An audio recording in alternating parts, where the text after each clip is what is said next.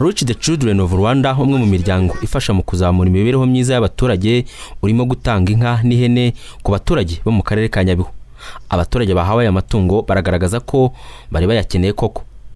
Jewe impamvu bampaye inka nuko ntishoboye, ndi n'ikimuga, singira umutware, kandi akaba bararibonye yuko binkwiriye.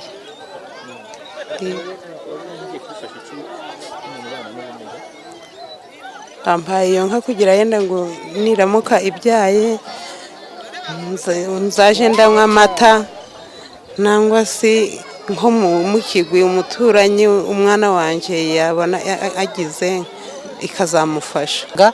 Ariko nk'iriya hene urabona igiye kuzamfasha, noneho ntangire murihira neza nta kibazo, ibikoresho nta kibazo nzajya mbigiramo, ko ababyeyi benshi abagiye babigize icyitwazo ngo babuze icyo bakuraho amafaranga, ariko urabona nk'iki kigo kiradufasha.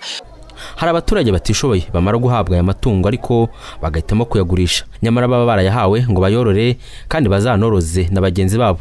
Aha niho imwe mu miryango itegamiye kuri leta ifasha mu kuzamura imibereho myiza y'abaturage ihera isaba abagenerwa bikorwa kudahita bagurisha amatungo baba bahawe. Benjamin Musuhuke ni umuyobozi mukuru wa Reach the Children of Rwanda. Nta kesi nk'iyo twe turagira, hopefully nta niyo turi bugire, ariko turi kugerageza kuba proactive.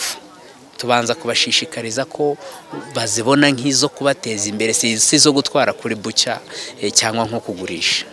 Inzego zishinzwe imibereho myiza mu karere ka Nyabihu zivuga ko nazo zifite umukoro ukomeye wo kumvisha abaturage bahabwa amatungo ko abatarayabo gusa, ahubwo ko abarayo guteza imbere umuryango mugari.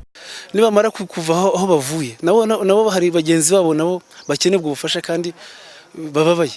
Rero turabakangura kugira ngo nabo mbere yuko bigira bafashe n'abandi nabo bazamuke, hanyuma badufashe twese twiteze imbere nk'abanyarwanda, twese tuve mu bukene.